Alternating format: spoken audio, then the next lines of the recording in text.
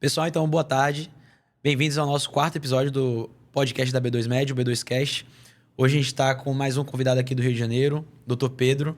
Dr. Pedro é cirurgião de mão, vai falar um pouquinho para a gente se apresentar um pouco. Estamos aqui com a Bianca também, nossa co-host hoje, membro do nosso time de sucesso do cliente da B2Med. Dr. Pedro, por favor, se apresenta para o pessoal aí para a gente começar a bater esse papo. Bem, meu nome é Pedro Auler, sou médico, cirurgião de mão. Inicialmente, para ser cirurgião de mão, você tem dois caminhos. Ou você vir da ortopedia, que foi o meu caso, ou eventualmente você vir da cirurgia plástica. Eu me formei na faculdade, aí por sorte, ou por competência, passei de primeira ali assim para residência, aí cheguei a fazer um ano de serviço militar obrigatório. Aí logo depois assim que eu terminei o serviço militar obrigatório na aeronáutica, eu fui direto para residência, no INTO, Instituto Nacional de Traumatologia e Ortopedia, aqui no Rio de Janeiro.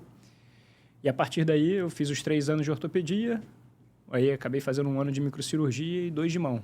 Caramba, são 3 de orto, 1 de microcirurgia e 2 de mão? Que na Formação realidade, longa, né? Que na realidade são 3 de orto e existem 3 especialidades, 3 áreas de atuação dentro da ortopedia que são mais 2 anos, que é mão, onco-ortopedia e coluna.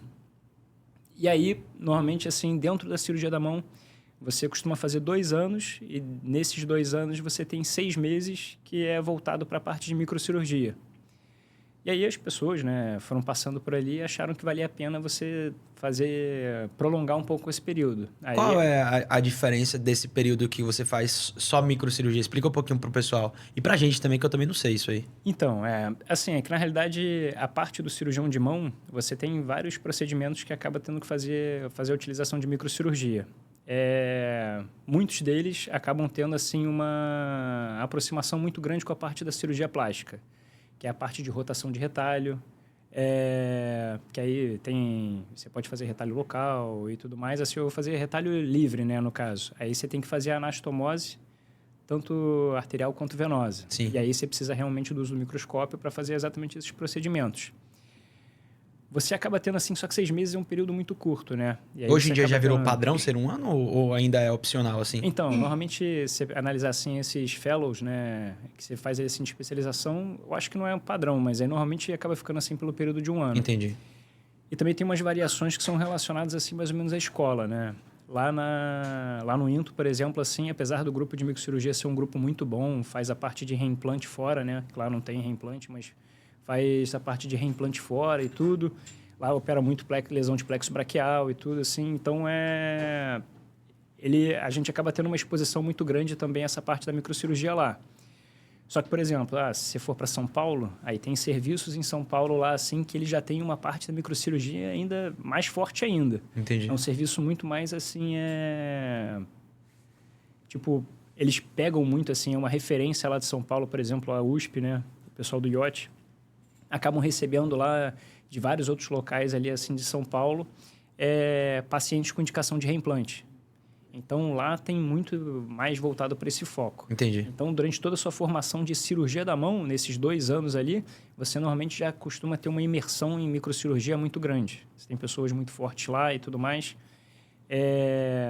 Aqui no Rio, apesar de também ter, assim, profissionais ultra qualificados e tudo mais ali, assim, a gente acaba achando assim que tem uma necessidade de fazer uma complementação ali assim para você ficar vendo com mais frequência, aumentar o N assim de pacientes que você acaba observando de casos com rotação de retalho, reparo de plexo braquial, às vezes eventualmente fazendo transferência nervosa no caso de algumas lesões e tudo mais.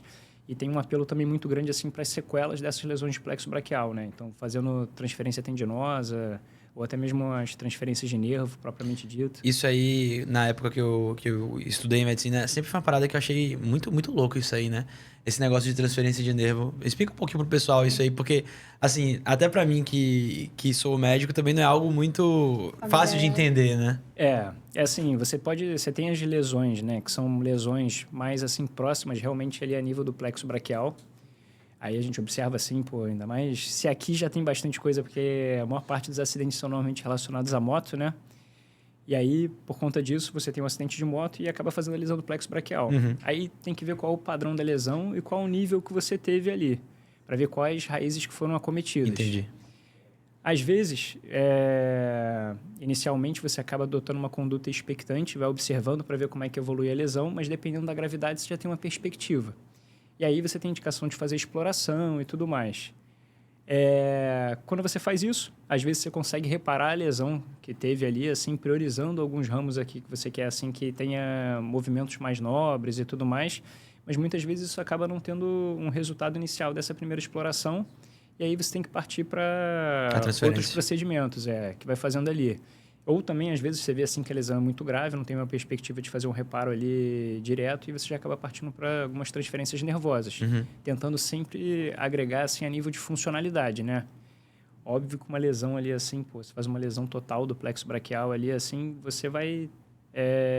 uma lesão muito grave. Então, às vezes, só o fato de conseguir recuperar alguma coisa de flexão de cotovelo já é uma coisa que no dia a dia você já consegue ter... Adicionar muita funcionalidade, né? Mas a gente deixa sempre bem claro ao paciente que, assim, aquela analogia clássica da ortopedia, né? Você tem um vaso de porcelana, ele se quebrou, por mais que você tente juntar os pedaços, ele nunca vai voltar a ser a mesma coisa. Sim. Quando a gente trata de uma lesão grave desse patamar ali, assim, aí, sem dúvida nenhuma, você tem que deixar bem claro que todos aqueles procedimentos que você está fazendo não tem, assim, não vão conseguir restituir a função normal do membro, né? Entendi. Tem uma limitação, né? E aí você tem que alinhar muita expectativa com relação a isso, porque, ainda mais hoje em dia, né? Você vê, assim, a meu ver, assim, uma das principais doenças atualmente que a gente tem é da cabeça, né? A parte ali, assim, tipo, de depressão e tudo assim associado. Então, você alinhando expectativa, vendo o lado bom das coisas é sempre benéfico, né? Faz parte do tratamento também, não só a parte cirúrgica, né, propriamente dita. E entrando um pouco nisso, né, eu acho que a gente estava até conversando um pouco fora das câmeras isso, para que você consiga fazer essa abordagem um pouco mais integral do doente, é muito importante que a gente tenha um tempo de consulta e de atendimento adequado que permita isso. E hoje os atendimentos, por exemplo, de convênio não permitem que a gente tenha esse grau de tempo para poder dedicar ao doente, né? Como Sim. é que você enxerga isso? Assim, eu acho que tem coisas assim que é individual de cada profissional, né? Tem pessoas assim, tem colegas meus assim que eles são bem resolutivos. Então eles conseguem ser bem objetivos com relação a isso assim e conseguem fazer um atendimento num menor espaço de tempo, né, ali. Mas sem dúvida alguma, né? Assim, aquilo que a gente estava conversando ali assim a nível de remuneração. Levando em consideração assim que o plano ele paga bem menos ali, digamos, para uma consulta médica, né? Você acaba se restringindo em geral, pelo menos numa consulta de ortopedia, você acaba tentando o máximo possível fazer uma consulta em, assim, até 30 minutos, Sim. né? Ali, assim. Aí varia de profissional para profissional, né? Eu, particularmente, eu tenho um pouco de dificuldade, mas é um problema meu, né?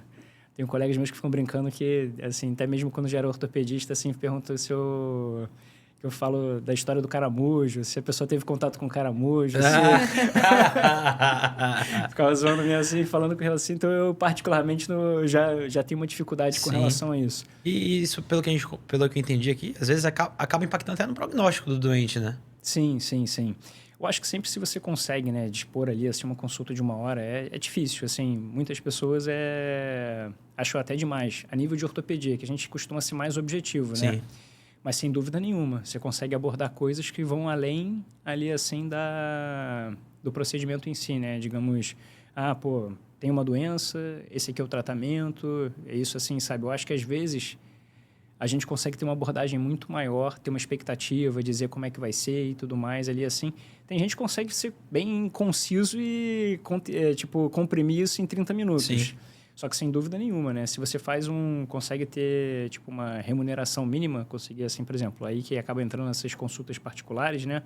Você conseguir cobrar um valor, assim, que seja justo, né? E coerente ali, assim, porque você está tendo o objetivo. Claro, de forma que você consiga gerar o melhor resultado pro paciente tendo uma consulta mais completa, porque, às vezes, um paciente que vai fazer uma cirurgia... às vezes ele tem diversos receios em relação àquilo, às vezes ele tem expectativas muito desalinhadas em relação ao que a cirurgia vai entregar, e você conseguir deixar as expectativas muito claras, olha, a cirurgia vai ser assim, vai ser assado, você realmente consegue fazer com que a expectativa fique alinhada e a cabeça não entre na jogada aí, né? Sim, a experiência como um todo, né? A experiência da pessoa chegar ali, confiar em você. Às vezes, por exemplo, é uma pessoa que passou por um tipo de trauma e e nem vai ter uma reabilitação total. Então, ela sentir ali confiança. Pô, você não vai ter uma reabilitação total, mas eu vou te ajudar. Você vai voltar a fazer algumas coisas. Então, você entregar a esperança também para a pessoa de que coisas básicas do nosso dia a dia ela vai conseguir voltar a fazer. Eu acho que é algo muito bacana, né? Não. Precisa de um tempo ali, né? Sim, sim. Não dá pra você ter essa conversa muito rápido. Um caso, foi agora até na segunda-feira, né? 2 dias atrás, né? Foi um paciente que me procurou ali, assim, por conta... Ele tinha tido mais ou menos há 6 meses atrás, teve uma queda, fraturou o rádio distal. Aí ele foi operado num serviço de emergência, um hospital particular, aqui no Rio. E aí colocou uma placa. Aí hoje, agora assim, na última consulta, me procurou, a primeira vez que eu tinha visto ele. Não fui eu que fiz a cirurgia, né? Aí ele veio aqui com umas queixas, assim, que ele estava sentindo dormência no território do nervo ulnar, né? E do território do nervo mediano. E também estava se queixando, assim, que estava ficando inflamado, né? Os tendões. Uhum. E que aí a gente foi novamente lá, assim, no médico dele. E aí tinha indicado tirar a placa. E aí ele queria entender mais ou menos, né? Aí eu fui, deu, assim, a vantagem de você ter esse período de 1 hora, você consegue explicar tudo, né? Analisar as imagens, explicar lá, assim. Não tinha tido nenhum problema com a cirurgia. Uhum. Só que ali você observava que a placa ficava um pouquinho mais proeminente. Com isso, os tendões ali flexores acabavam roçando na placa, provavelmente, ali, e estavam gerando essa inflamação. Associado a isso, ainda tem, não só por conta da inflamação, sempre que você tem uma fratura do rádio distal, você muda um pouquinho a anatomia, né? E ele certamente estava começando assim também com um quadro de síndrome do túnel do carpo. Entendi. Então, a princípio, tinha sido indicado para ele só para tirar a placa. E ele queria, mais ou menos, tirar algumas dúvidas com relação ao exame, com as coisas assim pormenores que, tipo, cara, com certeza se eu tivesse avaliado ele assim numa clínica de plano, eu não teria conseguido. Eu passei até, por acaso ele chegou mais cedo do que o outro paciente, eu gastei quase 1h20 com ele na sala, sabe? E, pô, não tem a menor condição de fazer, assim, é uma questão, assim, tem uma questão econômica, né? Assim, a nível de empresário, assim, meio que empresa, né? Você não tem como despender 1h20 ali, assim, numa consulta, sendo que você ganha R$80, R$100 pela consulta, né? Sim. É uma coisa que é incoerente. Sim. Poder pode, sempre, né? Mas assim, se você analisar a longo prazo, se você fizer isso para todos os pacientes, a conta não fecha, Sim, né? com certeza. Assim, basicamente isso. Então, tem um grande benefício de você conseguir despender um horário ali. Não é você pagar fortunas pela consulta, mas, obviamente, chegar ali, assim, é aquele lance todo da precificação, claro. né? Você mais ou menos vê ali, assim, o que é coerente, né? Porque, óbvio que medicina a gente tenta desvincular um pouco a parte financeira, né? Ali, assim, obviamente, tem um sacerdócio. Eu acho que você fazer as coisas, assim, puramente por dinheiro não é lógico, né? Sim, ali, claro. assim, pelo menos não é a forma que eu enxergo ali. Mas, obviamente, assim como as pessoas acabam pagando pelo seu serviço, você tem que pagar pelos outros, né? Então, no final das contas, a gente tem que ter um equilíbrio, obviamente, assim, de um bom senso. Não, é isso. Não tem como a conta fechar. Porque, cara, isso é uma coisa até boa pro pessoal que tá assistindo a gente colocar na cabeça também, né? Pro pessoal que às vezes busca um profissional. É muito comum a gente ouvir aquele tipo de comentário a respeito dos médicos. Ah, fui no médico e o médico nem olhou na minha cara. Cara, mas se coloca um pouco no lugar do médico também, né? Às vezes é um médico que super especializado, como a gente viu aqui, pô, foram 6 anos de faculdade, mais 3 de ortopedia, mais 1 de microcirurgia, mais 2 de mão. O cara tá precisando, tá fazendo uma consulta ali para poder, às vezes, te dar um diagnóstico, sugerir um tratamento super complexo e tá recebendo por essa consulta R$70 pelo convênio.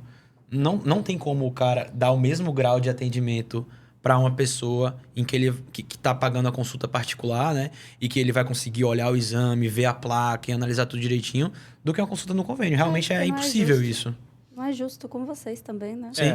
Assim, eu acho que por muito tempo, né, era uma troca, né? O plano de saúde, ele te dava um volume maior em prol ali, assim, você em compensação recebia menos ali pela consulta. Sim. E tudo mais. Ainda mais, existe uma grande diferença, né, entre o clínico e o ortopedista, que a gente tinha até conversado anteriormente. O clínico e o cirurgião. Sim. O cirurgião acaba tendo benefício do procedimento cirúrgico. Então, isso acaba agregando, né? E aí você acaba entrando até naquilo que o próprio cirurgião acaba querendo fazer um volume maior em prol de conseguir mais pacientes cirúrgicos. Sim. Com o intuito de acabar conseguindo ganhar realmente o procedimento em cima do valor da cirurgia, sim, propriamente dita, né? Então, acaba você querendo esse volume que é oferecido pelo plano. E ele se aproveita disso. É uma via de mão dupla, né? Nesse caso ali. Só que é inquestionável, né? E, assim, o paciente, ele não consegue enxergar isso tão claro dessa forma, Essa né? dinâmica, né? Ele acha que é uma mercantilização, assim, do processo. Só que é a mesma coisa que a gente fala assim, uma via de mão dupla, né? Da mesma forma que ele quer ter aquele serviço. É empacotado daquele jeito e, pô, quer, assim, tipo... Ele está pagando por um serviço, ele quer que o médico entregue para ele aquilo ali... Ele não quer saber, né? Ele não quer ter uma humanização do médico. Ele quer simplesmente, pô, tô pagando, quero receber. Só que na hora que o médico quer cobrar, não, mas não é bem assim, né? Aquela história, né? Quer rir, tem que me fazer rir também, né? Quer resolver o problema, mas sim, pagar pelo problema. O preço. Mas eu acho assim que é uma coisa assim que a gente tem que, obviamente, chegar num bom senso, sim. né? Obviamente, isso não existe, assim, cabe também, assim, do profissional à medida que ele vai detendo, né, assim, um conhecimento, assim, um nome no mercado, né, ele acaba subindo o ticket dele, né, Sim. o valor dele. Sim. Mas é o mercado, né, a lei da oferta e da procura. Sim. Se você é muito procurado, você acaba cobrando mais. Sim. Mas, obviamente, eu acho que tem que seguir sempre um bom senso, né. E dentro disso também, eu acho que... Vou entrar até num aspecto um pouco mais filosófico a respeito da medicina. Depois eu queria fazer algumas perguntas, mas a respeito, tipo, da formação em si, né? Se sempre foi mão que você quis e tal. Mas só para não perder esse gancho. Eu tenho essa sensação de que antigamente as pessoas, elas enxergavam a medicina diferente. Hoje em dia a gente tem muitas pessoas fazendo medicina única e exclusivamente por dinheiro. E pessoas que na minha opinião, não têm a capacidade, eu não vou nem falar intelectual, eu vou falar aqui filosófica mesmo, sabe? Do que é a medicina. Então, às vezes a gente vê pessoas cobrando completamente fora do que ela deveria cobrar em termos de preço mesmo, só para poder ter um lucro exorbitante.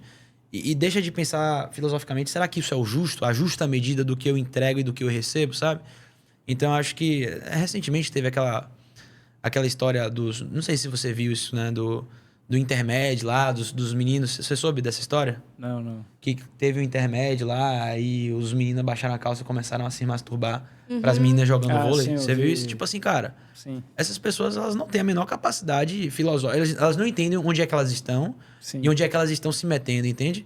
E provavelmente, cara, vão ser esses profissionais que vão passar por cima de vários crivos éticos para poder ganhar dinheiro a todo custo. E isso me preocupa muito, sabe? Não só pela capacidade técnica dos profissionais que nós estamos formando, mas pela capacidade humana mesmo, sabe? Sim, sim. De entender que a formação dela impacta diretamente na vida de pessoas. Exatamente. Sim, sim. Não, isso faz muita diferença. Assim, eu acho que é uma das coisas que, tipo, tá tendo agora, assim, estão surgindo, né, especializações ali, assim, que facilitam mais ou menos esse trajeto para esse tipo de pessoa, né? A parte, assim, aquilo que a gente acaba caindo sempre, né? A parte da estética é uma coisa, assim, que você tem um apelo muito grande.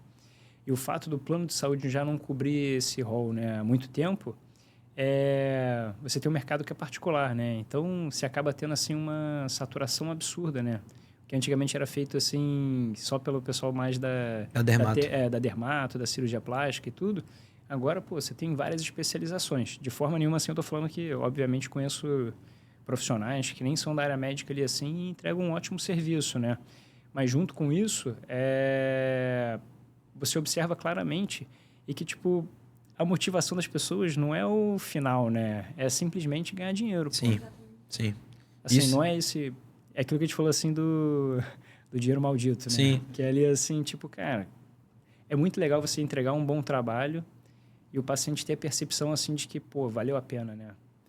Exatamente... Eu acho que essa é o... Assim, você junta o ambiente do consultório, é uma coisa, assim, que é determinante, é legal ali, assim... O paciente passar pela consulta, às vezes ele pode ter reclamado pelo valor. Pô, minha esposa, a Helena, lá assim, ela já contou isso uma vez lá assim, pô, o paciente tentou tirar vários descontos ali assim, não, mas pô, tudo isso assim na consulta, passou pela consulta, fez questão de pagar tudo. sem nenhum problema. É percepção, assim, de que, pô, realmente teve um bom Ela trabalho. Percebe que valeu a pena, É a né? recompensa aí não só financeira, mas é de você ter impactado de uma forma positiva, né, na pessoa. Sim, Tipo, sim. pô, ela ter confiado, ela ter um tratamento positivo, um resultado positivo. E o financeiro, eu costumo dizer que ele é consequência, né? De um bom Sim. trabalho. Se você fornece um bom trabalho, é consequência que vão vir coisas boas. Não, com certeza, com certeza. É basicamente isso. E aí, eu queria voltar um pouco ao que a gente trouxe lá no início, né? Eu queria fazer algumas perguntas, na verdade. Eu já sabia que você tinha comentado comigo que você tinha servido nas Forças Armadas, mas eu não sabia que você tinha feito aeronáutica. E aí eu quero fazer uma pergunta bem pessoal, assim. Nessa época que você fazia aeronáutica, você também fazia, tipo, resgate aéreo, coisa assim, em avião também? Não, então, isso é uma coisa que todo mundo... Porque Sim. eu ia achar muito massa isso aí. Não, então, o negócio, assim, se eu te falar, assim, cara, antigamente, quando sempre tinha... Você tem o campo, né? O curso de formação básica, ele é relativamente curto, né? Quando você vai fazer o serviço militar obrigatório, em geral, o período de, 4 semanas, né? Um mês ali que você fica. E sempre tem o famoso campo, né? Que você faz ali e tudo mais. Na época da aeronáutica, que aqui no Rio eu fiz no 3º Comar, que fica do lado do Santos Dumont. Aí Sim. você ficava ali e aí depois você era deslocado para um outro local onde você ia fazer o campo, que é aqui no Rio mesmo, ali assim. E aí normalmente você ia de Hércules, que é aquele avião gigantesco, né? No meu ano já não existia mais isso, estava com corte de verba, assim, e tudo mais da época, né, ali. Então, eles estavam controlando muito a gasolina o diesel, né, dos aviões. Ah. Então, nem essa oportunidade eu tive. Nossa. E acabei depois sendo designado, assim, para um batalhão, que era o Parque de Material Bélico, que fica... Ele faz a reforma, assim, restauração, né, de todo o material, todos os fuzis e tudo, assim, a nível da aeronáutica, a nível nacional. Então, eu ficava dando suporte médico lá para eles, lá. Então, a maior parte das minhas atividades era mais atividade voltada ao tiro do que propriamente ali a nível de resgate e tudo mais. Entendi. Teve outros colegas meus que ficaram no batalhão ali no Galeão. Aí não, aí eles chegaram a fazer algumas atividades que acabaram indo de avião, assim, mas foi muito pontual também. Entendi. Porque acaba ficando as maiores missões dessa parte, fica para o pessoal de carreira. Entendi. E aí, quando você é temporário, você normalmente vai quando é concedido, né? Aí reza a lenda... Você perde a melhor parte, cara. É fogo, né? Porque é um ano só, né, pô? Então... Não tem tanta oportunidade. a razão de você estar ali é para trabalhar, né? Então, passear de avião não é um dos... Não é uma das razões, né? Que aí, normalmente, são pessoas mais qualificadas, que já Entendi. tem o curso de transporte aeromédico e tudo ali assim. Até de então, paraquedista deve ter, às vezes, não sei também, né? Tem um Então, preparo, né, eu acho. a parte de paraquedista é mais do exército. Do exército? É. Ah, achei que... Aí ele é assim... sabia Eu também não. Então, eles reservam algumas vagas para a galera da aeronáutica e tudo assim, mas quem normalmente faz a parte ali é que é diferente, né? Tem o paraquedista e você tem o pessoal do salto livre, né? Que normalmente aí vai dependendo assim da função operacional que ele exerce. Mas apesar assim, que aí eu fiz serviço militar obrigatório na aeronáutica, né? Mas depois que eu terminei toda a minha formação, aí eu fiz o curso de cirurgião de mão do exército. Aí eu fiz escola de saúde do Exército e aí agora eu estou dotado no Hospital Central do Exército. Aí lá, assim, eu tentei o curso de paraquedista. Mas você fez? Não, acabei machucando a mão, por incrível que pareça, o cirurgião de mão machucou a mão. Nossa, que irônico, né? Mas se Deus quiser, eu vou tentar de novo. Vou, Em depois algum eu momento. quero... Nossa, eu nunca pulei de paraquedas, eu tenho vontade. Eu tenho vontade. Meus pais que também. não escutem isso, mas eu tenho Mas vontade. aí tem outros pormenores, assim, que existe diferença, né? Que aí, tipo assim, esse salto que normalmente a gente observa ali, que era igual da Segunda Guerra Mundial, que é o salto enganchado, né? Que é o semiautomático. Que é aquele que você salta do avião e automaticamente o seu paraquedas é acionado. Entendi. E tem o salto livre, que é aquele que normalmente a gente vê o pessoal pulando, aí vai fazendo... Fica lá, assim, no ar, né? E depois, quando chega na altura correta, assim, faz abre. o acionamento. Aham. Mas aí, os dois quem faz é o pessoal do exército mesmo. Então, sim, assim, quem realmente puxa, porque normalmente quem vai fazer... Missão no solo, né? Exatamente. Faz sentido. Que é como você vai fazer assim para, normalmente, assim, lançar a tropa, né? Para fazer alguma missão, assim, a nível do terreno, né? Entendi. Mas aí o que eles fazem? Eles destinam uma parte das vagas, porque o contingente do Exército é muito maior do que o contingente da Marinha e da Aeronáutica, Sim, né? É uma sim. coisa muito mais restrita. Você precisa de muito menos gente, né? Sim. Ali é a nível disso, assim. Então, por conta disso, você acaba ficando assim na parte do exército. Entendi. E até uma pergunta também pessoal. Você primeiro fez a faculdade, né? Depois ficou um ano na aeronáutica. Isso. Você já estava decidido em fazer mão mesmo? Por que mão? Não, então. Aí eu queria fazer ortopedia. Tá. Meu pai, ele é cirurgião de mão. Ele Tá. também fez assim, ortopedia e cirurgião de mão. Mas eu fui de peito aberto. Ele nunca me obrigou a fazer nada, não. Então, não me obrigou a fazer ortopedia nem nada. Eu sempre tive uma certeza. Eu, durante a faculdade, quando começou a surgir, né? As ligas de trauma. As ligas, né? Que antigamente não tinha nenhuma. Mas a primeira que surgiu, eu acho que pelo menos aqui no Rio, foi a Liga de Trauma. Lá na Bahia é bem forte também. É uma das mais fortes que tem. Aí começou assim... Eu não lembro assim qual foi a faculdade que começou ali, mas assim, começou mais ou menos no mesmo tempo, né? Alguém puxou ali a ideia e aí a partir daí foi começando. Então eu sempre fui apaixonado dessa parte de atendimento pré-hospitalar. Então, meu sonho era fazer parte, tanto que eu pensava muito assim, em fazer alguma prova para Forças Armadas, para Força Militar, né? E uma delas era o bombeiro. Eu também pensava muito assim, eu falava assim, porque caramba, se chegar lá de ambulância, aí, fazer o primeiro atendimento, fazer o atendimento pré-hospitalar, fazer a extrincação, tirar o paciente, isso para mim eu achava sensacional. Então, eu já tinha essa ideia da parte cirúrgica. E na Liga do Trauma, naquela época, se tinha uma abordagem da ortopedia, mas ela não era tão forte quanto da cirurgia geral. Por conta da parte, assim, do abdômen agudo e tudo mais, ali, assim, a parte de fazer paciente com pneumo, hemotórax, tem a drenagem e tudo mais, assim, eu achava isso aí sensacional. E aí eu fui deixando um pouquinho de lado a ortopedia. Só que Tava aí mais pro lado da cirurgia. Assim, para o lado da cirurgia. Mas eu sabia, assim, que ia ser uma especialidade cirúrgica. Sim. Só que aí vai chegando no final, assim, nos últimos rodízios, ali, assim, pro 5º, 6º ano de faculdade, eu comecei a rodar, realmente, né? Aí fui para os hospitais públicos e tudo mais, ali, assim. E aí eu comecei a ver que o que eu gostava mesmo era a parte de trauma. E, trauma na cirurgia geral, se você realmente quiser fazer isso aí, é hospital público, né? E aí você está vinculado ao hospital público, tem as partes boas, né? Que é realmente um atendimento diferenciado, você lida com todo tipo de público, né? Porque é aquilo que a gente fica brincando com político, né? Que se você deixa de investir no hospital público, se você sofrer um acidente de carro, você não vai ser levado para o Sírio-Libanês, você não vai ser levado para o Copstar, você vai ser levado para o hospital público. Então, se você deixa ali e acontecer alguma coisa contigo, no final das contas, você volta para lá. E o que salva, normalmente, sim, são os profissionais que são, de ótimo gabarito, né? Mas aí eu comecei a analisar, assim, eu falei assim, se eu fizer cirurgia geral e for um baita de um cirurgião geral, assim, de trauma, fica pegando aqui no Rio, né? Tem muito tiro. Só ia pegar tiro. Não, aí tu fica preso, né? Seu hospital público e plantão.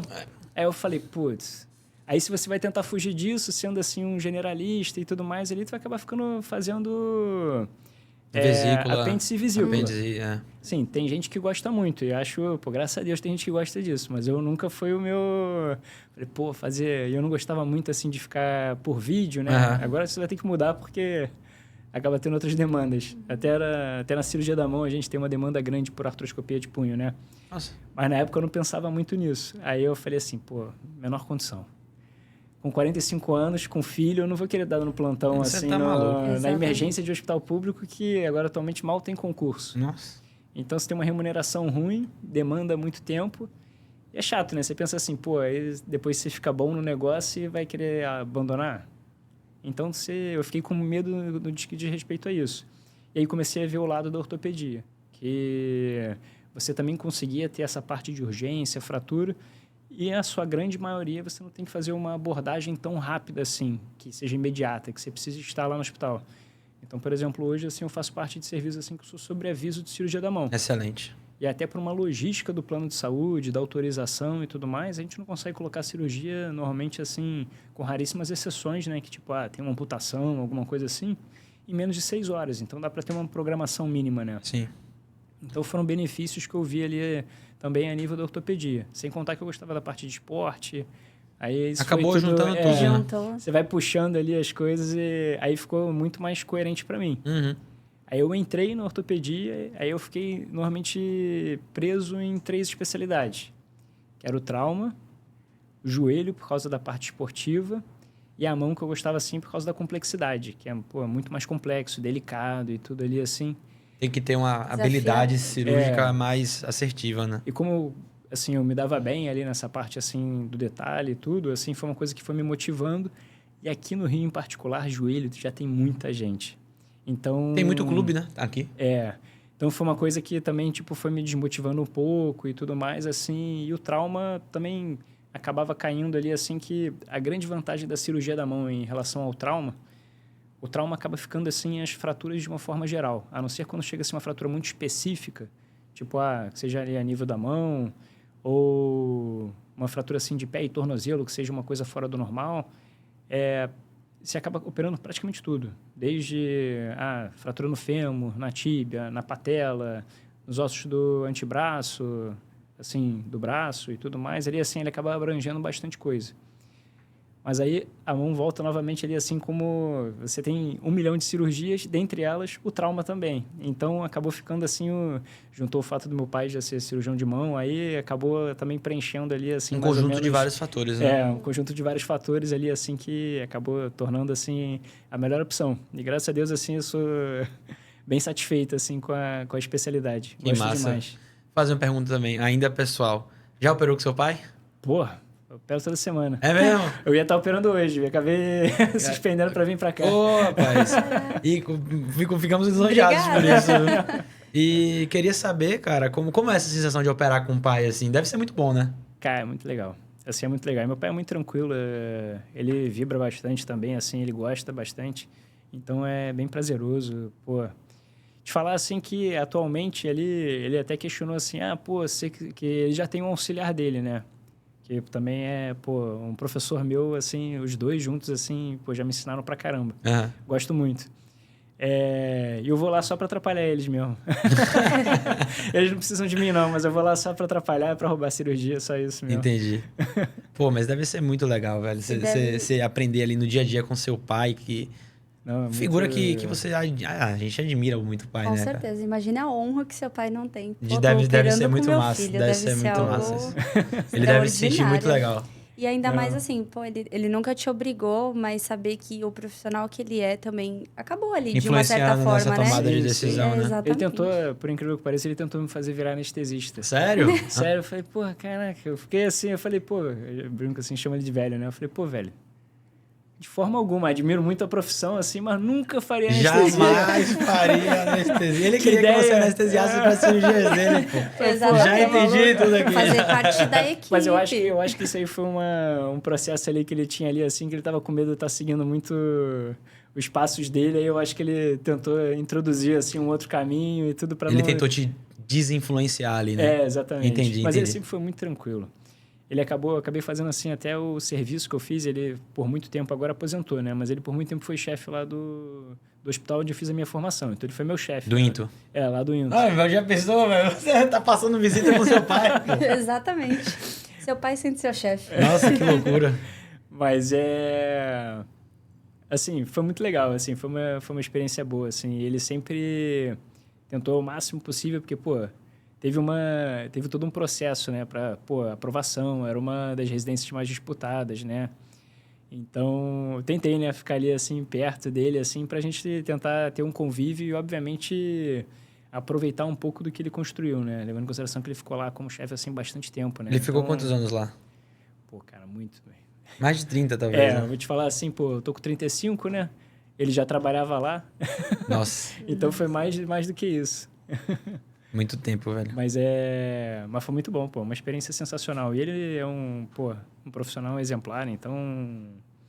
E também, assim, tem uma relação muito boa, assim. Sempre me cobrou bastante, mas, nunca me colocou à frente dos outros, nem nada assim, e, sempre entregou. Muito justo na sua forma de lidar com o fato de o filho ser residente dele, né? Sim. Sempre foi assim. E eu sempre tive um pouco desse complexo de tentar não ficar na sombra dele. Então, uma das maiores conquistas que eu tive lá, assim, depois desses 6 anos, quando eu estava no último ano, chegou um anestesista lá do INTO e perguntou assim, alguém comentou alguma coisa, não, porque seu pai, ele falou, seu pai? Tu é pai de quem? Tu é filho de quem? Aí eu falei assim, ele falou, caramba, não acredito, sabe? Depois, assim, de 6 anos, você ter passado em branco sem saber ali, pra ele, né? Eu achei que foi Um marco. um sucesso. Um sucesso mesmo, um sucesso. Você conseguir levantar, assim, alguma, mesmo admiração, mesmo que pequena ali, assim, sem ter o vínculo, né, direto ali com a imagem do seu pai, né? Assim, É porque, uma coisa de certa boa. forma, acaba influenciando a forma como as pessoas lhe veem, né? Mesmo Ah, que, com mesmo certeza. que você, Mesmo tipo... que você tenha méritos Isso, próprios, isso, né? isso. Mas gera uma E expectativa. mesmo, não, e mesmo que você, tipo... não que influencie de forma negativa, de forma alguma, né? Mas acho que ele já lhe vê de uma forma... Pô, esse cara é filho, então deve ser bom, entendeu? As pessoas E criam você uma conseguir... expectativa, Isso. né?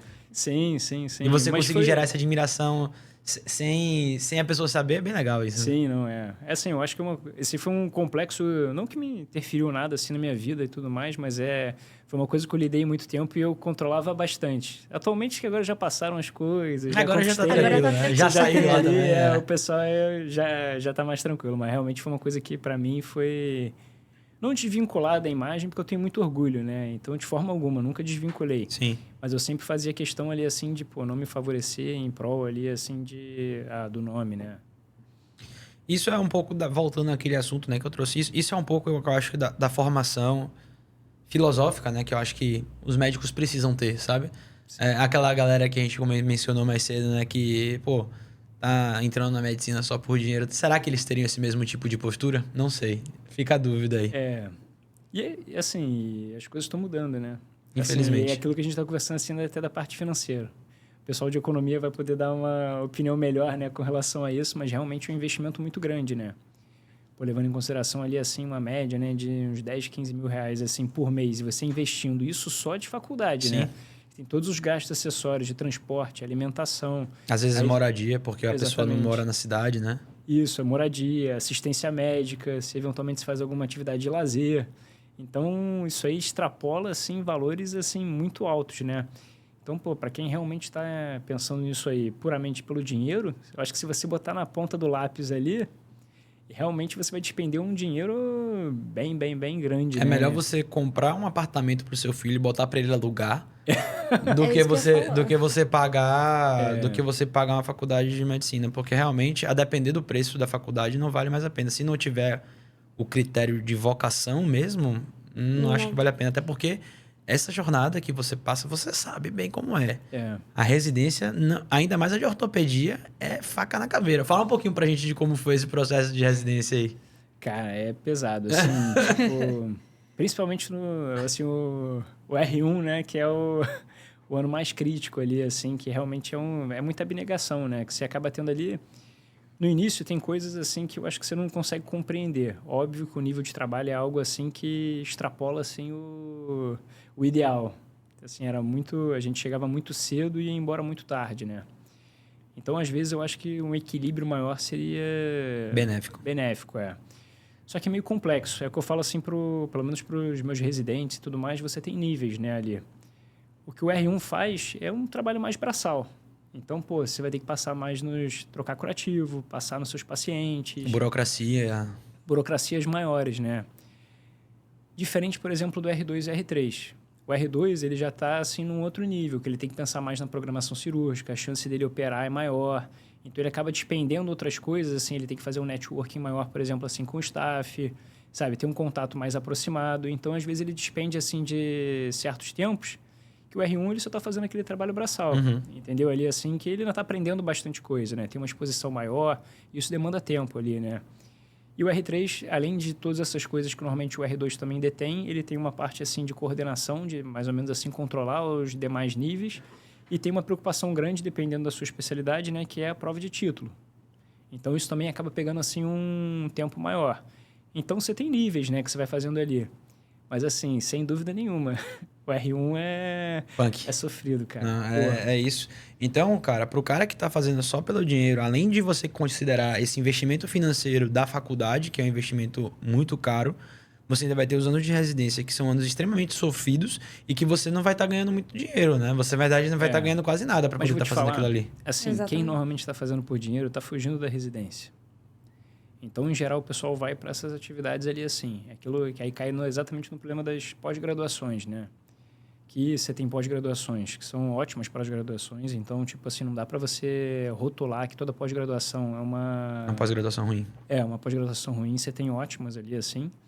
Mas só que muita gente vai em busca disso aí porque tem várias que têm flexibilidade e, consequentemente, assim, vão em busca só de um título para conseguir cobrar um serviço que muitas vezes ele não está qualificado para oferecer. Então, ele continua dando 1 milhão de plantões para conseguir ganhar um dinheiro, assim, bom no final do mês. E aí, eventualmente, assim, sustentar certos gastos ali que tem como recém-formado.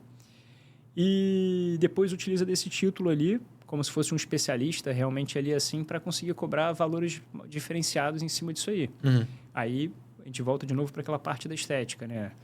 Obviamente, não dá para generalizar para todo mundo, mas, tipo assim, essa parte, assim, de o pessoal fazer essas pós de endocrinologia para, no final das contas, ficar prescrevendo ergogênico, né? Bomba e tudo mais ali, assim. O pessoal fica procurando shortcut, né? Atalhos ali, assim, para exatamente conseguir ter essa remuneração mais rápida. E aí é complexo. Fica querendo fazer o que é mais fácil e não o que é o certo, né? Sim, exatamente. Porque é muito difícil você ver uma pessoa que está muito interessada por dinheiro para fazer essa formação, por exemplo, ali assim, de 6 anos. Muito difícil. Pô, assim, na minha época você ganhava uma bolsa de mais ou menos 3 mil reais. É, né? o que ali, paga assim, até hoje. Então, pô, vamos dizer lá, no meu R1. Se você analisar, nem pode falar que é assim por causa da carga horária, que te fazia lá assim, mas era, tipo, pô, a primeira sessão normalmente era 6 horas da manhã. Só que você tinha que normalmente passar a visita antes disso aí, trocar os curativos, porque depois você não podia atrapalhar a rotina do serviço. E aí você continuava com a atividade... Chegava no hospital 4 horas da manhã. Era uma média ali assim, mais ou menos. Assim, dava para você mais ou menos, assim, como 6 horas. Se chegasse umas 4h30 ali, assim, você conseguia passar a visita, trocar os curativos. Aí dependendo do grupo que você tava, né? Entendi. Aí, mão, normalmente você não precisava trocar curativo, que aí normalmente trocava no ambulatório. Entendi. Mas as outras cirurgias, você normalmente tinha que passar antes, as outras especialidades, né? Então, mais ou menos, tinha que chegar pelo menos 4h30. Isso aí, pô, se normalmente tinha saído do hospital, eu saía uma média ali, assim, no R1, mais ou menos 9, 10 horas da noite. Você tá maluco. Isso aí ainda tinha que estudar para sessão. Então, tipo... Porque às vezes você tem que apresentar caso, né, tal. Exatamente. E você é arguído, normalmente, né? Tipo, onde a gente fazia lá a sessão era, tipo... Sempre tinha um tema que você tinha que estudar. Aí você passava lá, assim, ele chegava e mostrava um caso, né? Aí quem normalmente estava apresentando, que foi responsável por montar a aula, aí ele apresentava o caso lá, aí você começava e levantava as hipóteses diagnósticas, quais as condutas iniciais. Aí depois o outro chamava lá, assim, para descrever a radiografia. Aí descrevia a radiografia. Aí depois falava da classificação, anatomia, tudo isso aí ali, assim. Então, você tinha que estudar. Então, quando se juntava ali, assim, pô, você dormia menos de... Menos de 5 horas por noite. Muito menos. 2 horas. Muito menos. Ficava Tá no maluco. hospital, era mais fácil montar um quartinho. Ficar por lá mesmo, estudar. Por que você acha que o nome é residência? A ideia inicial era meio essa mesmo. Rapaz, tem uma história de um amigo meu, essa história é muito boa. Ele não é residente, não foi residente de ortop. Ele hoje trabalha com coluna, mas ele fez neurocirurgia. Uhum. Essa história é muito boa, essa história é fantástica. Ele tava no R1 dele de neurocirurgia. Ele tinha chegado em casa, ele tinha chegado no hospital 4 e pouca da manhã, tinha chegado em casa mais ou menos umas meia-noite. Aí ele deitou pra dormir, ele sabia que ele ia ter que estar no hospital de novo, acho que umas 5h30, porque ia entrar uma cirurgia cedo. E aí, quando deu mais ou menos 2h30, ele acorda, né? Ele achava, esse ponto é importante, que tinham ligado pra ele, chamando pra ele ir pra cirurgia. Quando ele chega lá no centro cirúrgico, vocês me ligaram e tal, não vai entrar um trauma agora, um hematoma subdural? Aí eu falei, ninguém ligou pra você não, velho, não vai entrar nada não. Ele sonhou que ele havia sido chamado pra cirurgia, aí voltou pra casa, dormiu mais 1 hora e voltou pro hospital de novo, bicho. Então isso já aconteceu com você, tipo assim, de sonhar coisas estranhas, de dormir em pé. Dormir em pé, eu já vi residente da neurocirurgia dormindo em pé também. Isso é padrão.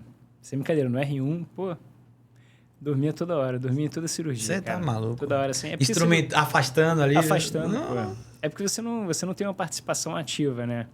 Durante a cirurgia tem momentos, assim, que são lentos, né? São devagar e tudo mais, assim. Então, por conta disso,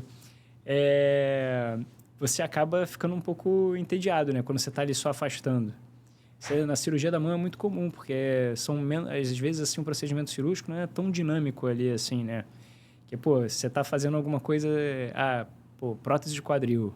Então, tem aquela bateção, corta, vai, mexe aqui. Mas até isso, assim, se tá uma hora que você vai afastando ali, se demora um pouquinho... Já começa... Você dá aquela caída, segurando ali, assim, o afastador.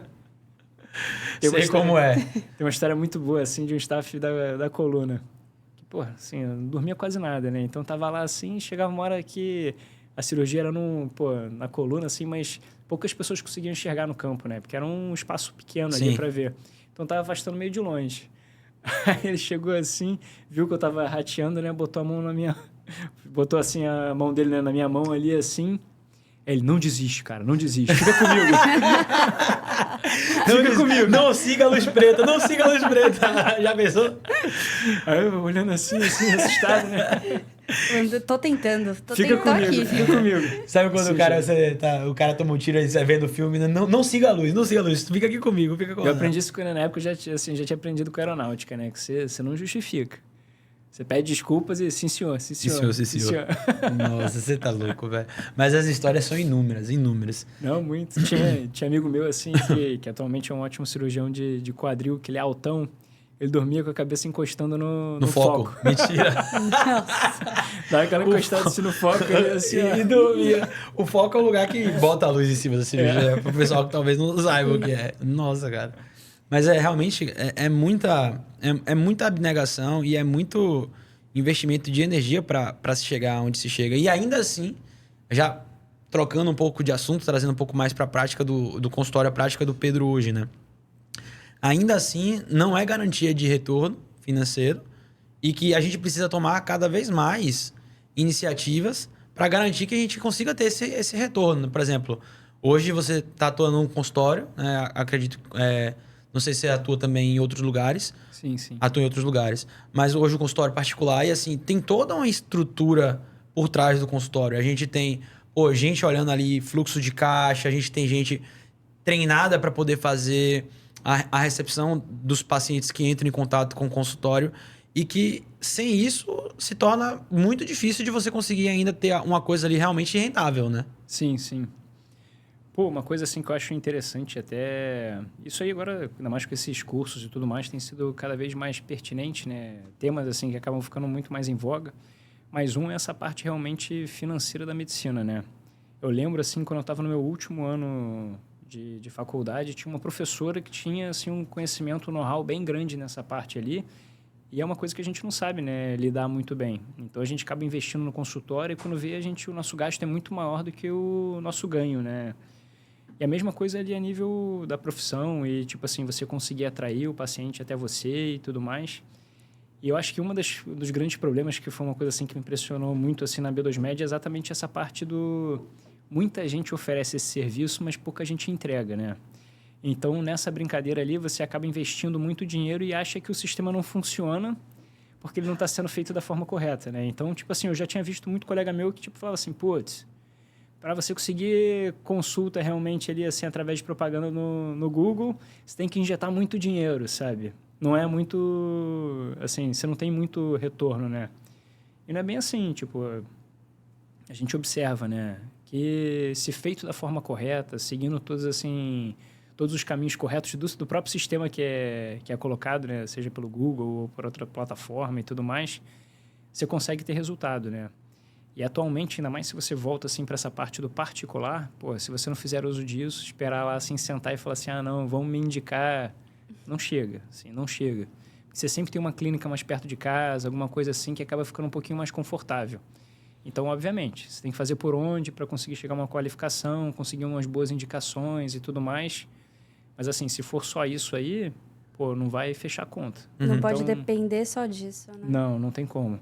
Então, você tem que fazer esse tipo de investimento. Caso contrário, assim, as contas não fecham, né? Seja você sublocando o local ou investindo numa clínica junto com colegas e tudo mais ali, assim, você tem que ter esse retorno, né? Com certeza. O tipo de coisa que a gente tem que ter em mente é que existem determinadas coisas dentro da estrutura financeira de uma empresa que não são despesas, mas são investimentos. Sim. Se a gente não investir em marketing e numa equipe comercial boa, bem treinada, você não vai gerar receita. Então, é algo que, para que você consiga vender, aquilo precisa existir. Custo, sim, a gente corta, ou a gente diminui, né? O que seria custos que a gente poderia cortar ou que a gente poderia diminuir? Coisa simples. Às vezes, a marca da cápsula de café que a gente compra, a gente pode pegar uma que tem uma qualidade tão boa, mas que seja um pouco mais barata. Sei lá, a marca do papel higiênico do consultório. a marca dos produtos de limpeza que a gente compra. Eu acho que a gente tem que economizar com coisas que valem a pena economizar. Não fazer economias burras. Aquele famoso do barato sai caro, né? Às vezes a gente querendo pagar barato demais em alguma coisa, às vezes acaba o tiro saindo pela culatra, né? Eu acho que é até um erro pensar que o marketing, na verdade, ele é um custo, né? O marketing, ele é um investimento, porque quando você começa a atender particular, o seu consultório é a sua empresa. Então, você precisa investir na sua empresa. Exato. Como se fosse basicamente qualquer outra isso. empresa, né? Exatamente. Você tem que pensar no escritório como uma empresa. Assim, eu tenho um colega, né, que trabalha até na Coca-Cola. E ele fala assim que todo produto, né, ele tem um tempo de duração, né? Tanto que você observa assim que, tipo assim, a empresa, né, Coca-Cola, que tem aqui a Coca-Cola Enterprises, né, eles chegam assim, eles nunca ficaram só no produto Coca-Cola. Eles sempre extrapolaram para 1 milhão de outros produtos, né? E eu acho que o foco é exatamente esse. Tipo, o marketing, mesmo com o passar do tempo e tudo mais, ele tem que ser sempre, assim, realimentado, né, continuamente ali, assim, com o intuito de você promover renovações. Sim. E você não pode ficar parado, né? Ainda mais hoje em dia. Se você chega assim, você vê, pô... Eu lembro, assim, quando eu era moleque, né, surgiu o Cone. Não sei se você já viu isso aí. Que era, basicamente, ele... Que tem até... Você vai ter maqueria, essas coisas assim. Vem o... Que antigamente era novidade, né? Que você tinha comida japonesa. E aí, uma coisa que eles botaram foi no formato de cone ali. O arroz, a alga envolvendo ali, assim. E o recheio, né? Botava ali, assim. Pô, foi assim, uma loucura, né? Eu lembro de... Assim, fazia filas quilométricas. Sério? Sério. Pra comer temaki? Pra comer temaki. Nossa. Porque era, tipo, era temaqueria, assim, era uma loucura. O Eu não lembrava disso, Não? Pô, São Paulo tinha também. tinha absurdo. Não, era... Eu acho que em Salvador não chegou muito essa... Não, acho que não. era um evento, assim. Tipo, você ia ali, assim, eram filas gigantescas. E eu lembro que no começo tinha muito food truck, sabe? Que, De- tipo, eles faziam eventos, então, tipo, anunciava o evento de temaki na praça tal, por exemplo. Nossa, E na época aí nem todo chamava de mundo temaki, ia. chamava de cone. Não, porque a marca era Cone, Ah, né? a marca, era que a era marca. assim, ali, que eles puxaram realmente... O temaki. o temaki, assim, ali. Aí Pô, assim, atualmente, se você analisar, praticamente desapareceu aqui do Rio, entendeu? Então, você tem que sempre, quando você começa o produto ali, você tem o produto, mas tem que estar sempre pensando no próximo passo, né? E às vezes não é nem só mudar o produto. Às vezes, se a gente mudar simplesmente o ângulo da oferta, os argumentos que a gente usa, a forma como a gente se comunica, já é suficiente para você mudar a percepção das pessoas a respeito do produto, né? Sim, sim. Mudar a Exatamente. embalagem. Exato, por isso que tem que ter sempre um planejamento estratégico por trás, Sim. né? Onde você está alcançando um público, se o público mudar, você tem que atingir esse outro público, então Sim. você tem que mudar. Não, com certeza. E aí eu queria fazer uma pergunta, porque uma coisa que eu percebo, tipo, a gente estava conversando hoje mais cedo, um cliente nosso recebeu uma abordagem no direct de um marqueteiro, né? Falando, sua bio tá assim, eu dou uma sugestão de que talvez você faça assado. A gente percebe que muitos médicos, inclusive nossos clientes, são assediados diariamente por empresas, agências de marketing querendo vender os seus serviços, né? E eu queria saber da sua ótica, da ótica de um cliente. Acho que eu nunca perguntei isso para um cliente, né? O que é que você sente quando você vê esse tipo de abordagem? Você sente bem? Você compraria de alguém que faz esse tipo de abordagem? E se você enxerga alguma diferença entre a B2Med e essas outras empresas? Isso é uma pergunta que nunca tinha pensado em fazer. Assim, eu já fui, pelo menos hoje, assim, até no Instagram eu já fui muito abordado, assim, sei lá, pelo menos umas 5 pessoas já chegaram a me abordar, outras várias começaram a me seguir, né, para demonstrar ali, assim, que, tipo, estavam acompanhando, sim. interessadas e tudo mais, eles oferecem. É aquilo que eu falei, assim, eu acho que tem, atualmente, né, esse mercado ali, assim, seja de assessoria, ou através, assim, de cursos, aulas, ele está se mostrando, assim, uma coisa muito rentável, Sim, né? sim, de fato. Porque, tipo, você produz um conteúdo e aquilo dali é revendido 1 milhão de vezes, Sim. né? Seja ele bom ou ruim, aí você vai normalmente variando os valores, né, com referente a isso. Sim. Então, isso aí... E, a grande vantagem é que você fica de casa, você consegue abranger muitas pessoas, né? Sim. Assim, hoje em dia, com o conhecimento que eu acabei adquirindo, né? Tanto de estudar, ou com assim, o pessoal da B2Med e tudo mais, isso hoje, tipo, nem passa perto eu ver uma pessoa dessa fazer uma abordagem dessa ali, assim, eu pensar em, tipo, entrar numa dessas, Sim. né? quem realmente está meio desesperado e tudo pode até cair, assim, numa abordagem dessa. Mas você vê claramente, assim, que é uma pessoa que tem um caráter, assim, tipo... Ou de falta de conhecimento, ou que realmente está desesperado, assim, não tem nenhuma indicação. Mas, assim, eu acho que é difícil pra caramba você conseguir oferecer, assim, um serviço. E agora a gente, tipo assim, já tem um nível de exigência, né? Pelo fato de a gente ver como funciona e tudo mais... É muito difícil você ter empresas que consigam esse nível, assim, de resultado, que seja ali assim. E tem uma coerência também. Eu acho que vocês têm uma parte, assim, que é coerente, assim, com o que vocês estão entregando e tudo mais. E eu acho que uma das coisas, assim, que também me chamou muita atenção é que, até pelo, assim, a parte do valor que vocês acabaram cobrando até ali, assim, isso para mim foi uma surpresa. Eu achei que fosse assim, um valor bem mais justo, não é propaganda não, né? Mas assim, um valor bem mais justo. Pareceu que era muito mais uma realidade para o médico, entendeu? É diferente você chegar assim, pô, virar para mim e falar assim, não, aqui, ó, para eu fazer esse marketing assim, eu vou cobrar R$5.000 de você. Pô, assim, se eu não ganho bem o suficiente para... Assim, quem dera um dia eu ganhe bem, assim, para dispor disso aí... logo de partida, né? Sim. E foi uma coisa assim que eu achei bem coerente nessa parte.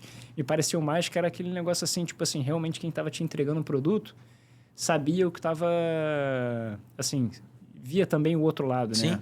sim. Como vocês têm, tipo assim, pelo menos o histórico, o know-how, assim, da medicina, isso é uma coisa assim que faz uma diferença grande, né? Uhum. Porque vocês sabiam, assim, que, pô, se chegar logo de cara e cobrar esse valor, que é uma coisa que muitas vezes cobram, entendeu? Sim. Ali, assim, o negócio, assim, tipo... Vê que não existe uma coerência, né? Então, foi uma coisa que foi uma grata surpresa. Sim. E em relação a esse tipo de abordagem em si, a abordagem, você acha ela problemática ou não? Não, assim, óbvio que depende muito da forma como a pessoa faz, da forma como a pessoa escreve e tal.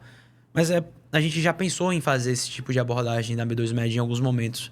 E eu nunca perguntei para um cliente o que é que ele acha a respeito disso. Sim, eu acho problemática não. Mas assim, realmente, a meu ver, né? Interpretação minha. Eu acho que passa assim Um certo desespero. Um pouco de desespero. Entendi. Parece que você está realmente... Eu acho que todo aquele objetivo que você falou ali, assim, de realmente ter uma seleção, assim, dos médicos que você tá trabalhando e tudo mais, isso passa batido nesses casos, né? Entendi. Você vê claramente que ele está olhando lá, quem é o público-alvo? Médico. Ponto. Então, ele manda mensagem para todos os médicos, sabe? Não sei ali, assim, tipo, pelo menos... Assim, eu não sei qual é a carteira que vocês têm agora, assim, mas, tipo, imagino eu que vocês já estejam com um número razoável. 163. Então, aí já é um número, assim, pô, considerável ali. Então, acho que, tipo, já a partir daí você já tem bons resultados e boas indicações, né? Sim. Então, a meu ver, assim, eu acho que, tipo, você partir para esse tipo de abordagem, eu acho que começa... Acaba desvalorizando mais a marca do que valorizando ela, né? Que agora, vocês, pô, já tem bastante gente. Isso aí já, pô, já tem uma... Você acaba espalhando já, né? Assim, tipo assim, bons resultados, Sim. boas métricas e Sim. tudo mais. Isso aí já acaba agregando. Sim. Não vejo como uma coisa, tipo, errada, né? De forma alguma. Mas É uma abordagem comercial, né? Eu acho que cai uma abordagem ali, assim, que tem outras formas melhores, assim, que eu acho que até vocês estão fazendo. De botar aqueles cursos com aquelas orientações, eventualmente abrir para gente externa. Sim. Isso realmente atrai, assim, uma curiosidade vendo que não é só... É uma entrega de serviço que tem algo mais a oferecer, Sim, né? sim. Isso é sempre válido. Pô, assim, eu acho que tá todo mundo interessado, assim... A gente sabe, né? Que, tipo, por exemplo, todas aquelas aulas que foram dadas e tudo mais, sempre tem um prosseguimento, Sim, né? De você, sim. obviamente, procurar uma qualificação maior. Mas aí a gente volta daquele princípio lá, assim, que é uma questão de remuneração. Ninguém faz nada de graça. Sim. Assim, obviamente, você introduz, quer botar ali assim, mas se você quiser dispor realmente ali do serviço, você acaba tendo que pagar um valor diferencial. Sim, sim.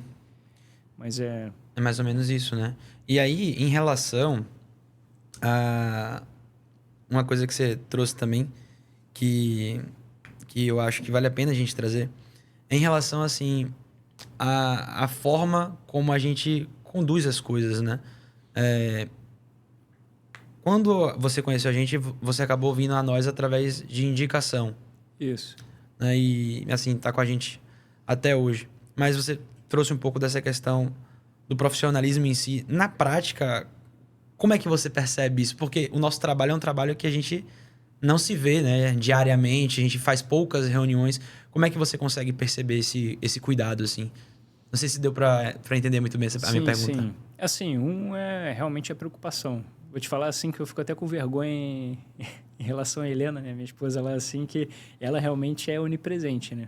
Ela pega assim a métrica... Ela tem uma vibe de gestora, assim, cara, realmente. não, ela é surreal. Eu fico assim, cara, sem brincadeira. O Gabriel lá, assim, tem muita paciência comigo, cara. Que, pô, passo... Assim, tipo, eu sou muito mais desleixado nisso aí, porque eu tenho muita dificuldade de manejar realmente a rotina diária. Mas mesmo assim, ele insiste ali, assim, sempre me passando as métricas, tentando explicar e tudo. Se eu tiver qualquer dúvida, ele passa ali. Mas, cara, a gente vê o resultado, sabe? Tipo, realmente as coisas vão acontecendo de forma gradativa. A gente vê sempre tentativas, né? Ali de conseguir mais ou menos criar, né? Uma forma de a gente não gastar o dinheiro de forma displicente, Da né? forma menos eficiente, né? Isso, exatamente. Óbvio que tem um limite ali. E se eventualmente a gente observar que vale a pena a gente entrar com mais dinheiro, aí vai... A gente precisa ter uma análise boa. Claro, ali, assim, exato. e que é uma Porque análise se a que gente faz uma entregue. análise e vê, por exemplo, que a gente está gastando... A cada R$1 que a gente gasta, a gente está conseguindo ter R$10 de retorno entre consulta e cirurgia, vale a pena gastar mais dinheiro, né? Sim, Além disso, eu acho que também na questão de alinhar as expectativas, sabe? Assim como você alinha expectativas às vezes com o paciente, a gente precisa também alinhar, por exemplo, a sua especialidade, ela é bem específica, né? Ela é cirurgia da mão, não são todos os dias que as pessoas estão buscando, né?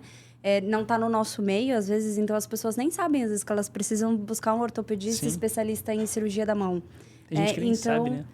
Nem sabe que existe. Exatamente. Então, alinhar as expectativas também, porque às vezes a pessoa entra com um trabalho, né, no marketing, ela acha que ela vai ter um resultado de um dia para o outro. Então, eu acho que também ter alinhado as expectativas e você ter compreendido isso foi muito importante também, sabe? Para o processo conseguir caminhar. Uma coisa que me ajudou muito ali, assim, foi a percepção, porque quem me indicou foi o João, né? Sim.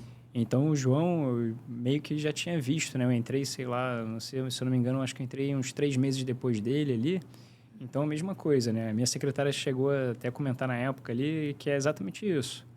Primeiro mês é ajeitando as coisas, aí, pô, chega um paciente ou outro, o segundo vai aumentando um pouquinho mais, mas no terceiro mês, até ele mesmo já começou a ter bons resultados, né?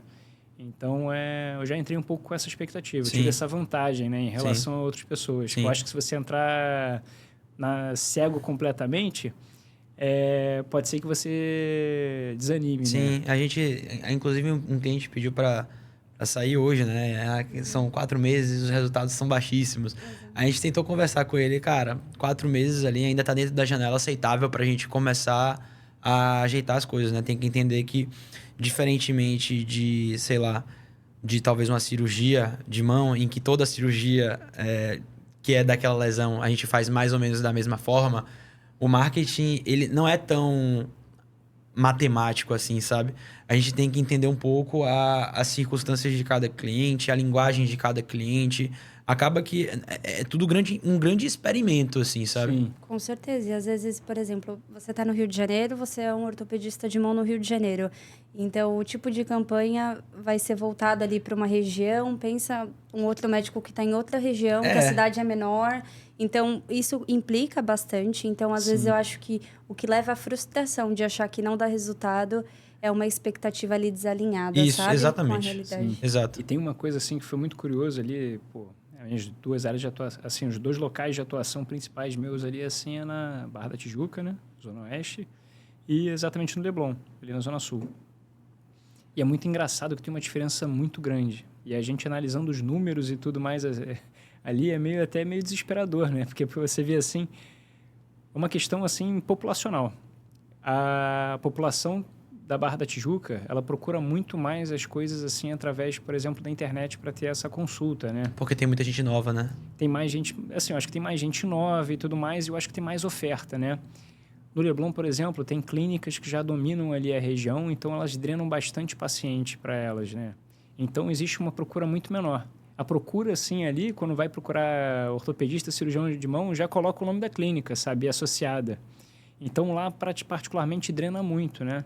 Aí só se o paciente eventualmente não gostou do atendimento, alguma coisa assim, que ele realmente vai e procura. Ou algum caso em particular, assim, realmente que ele faz uma busca mais ativa, assim, ali, e acaba te achando.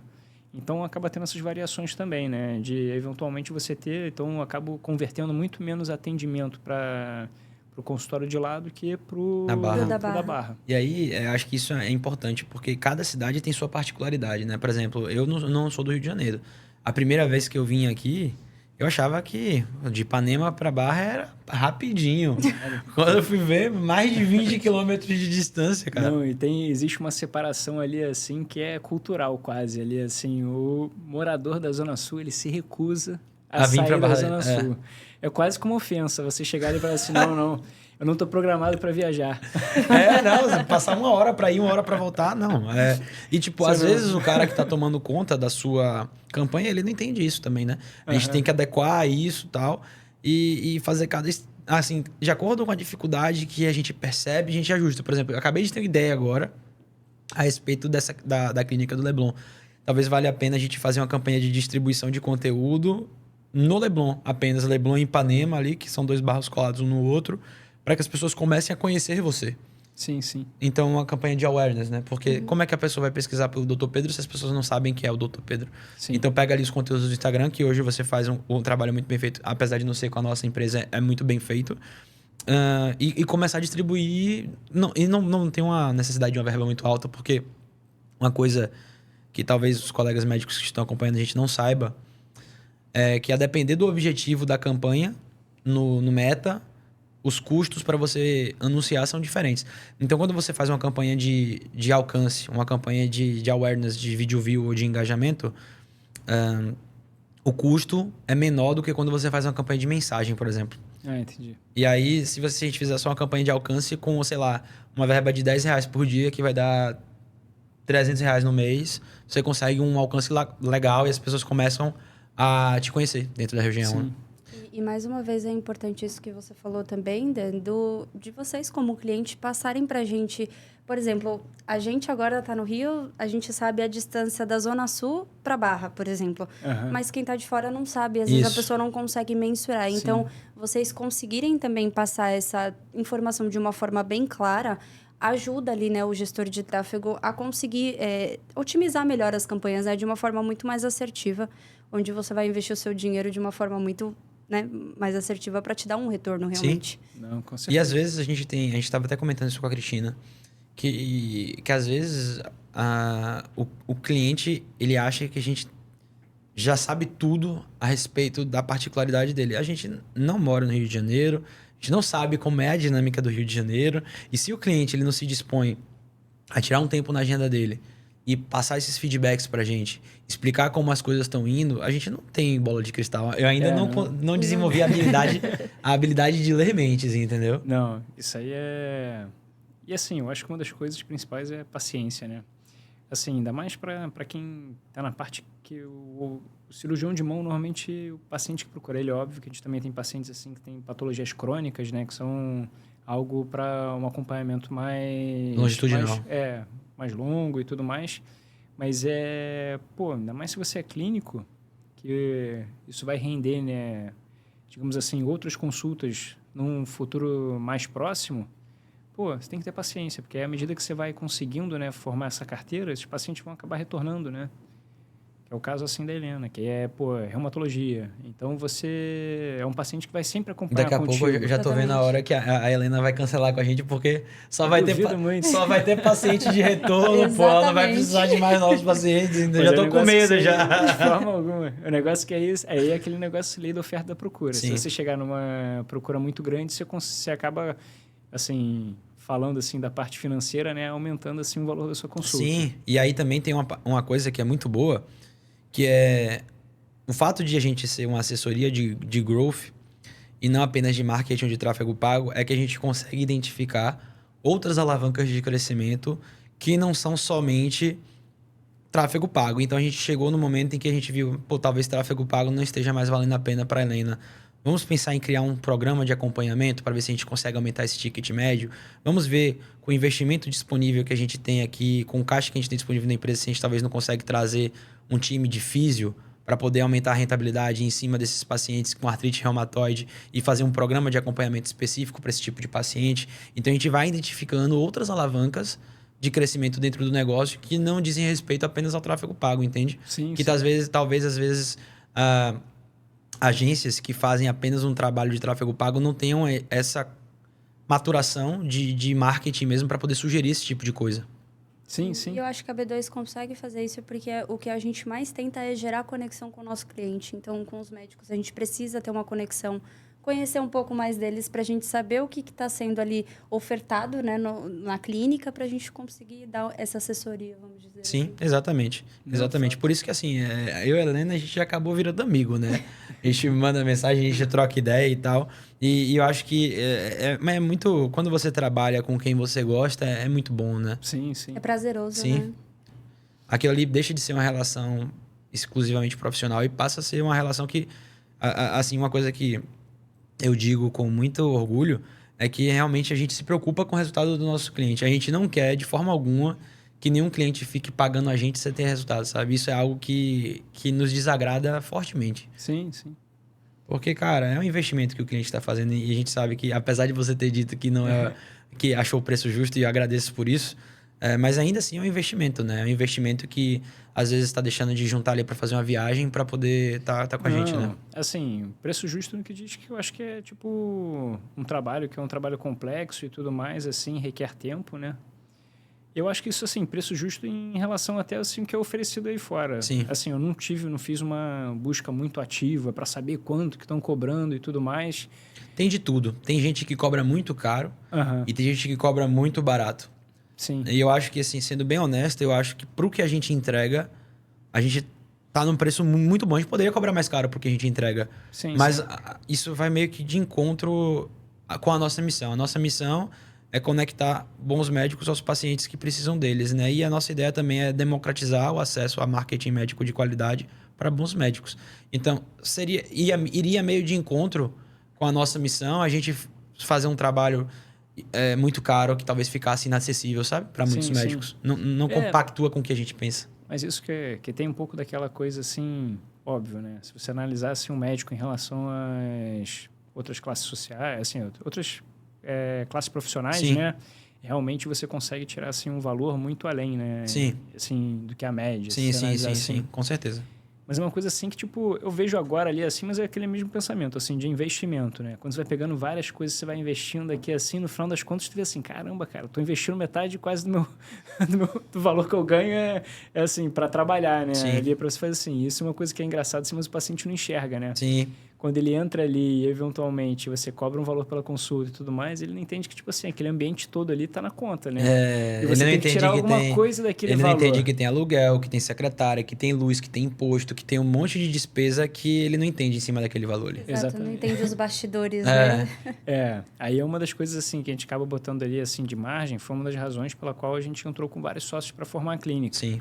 para tentar dar uma diluída um pouco No custo fixo. no custo fixo, né?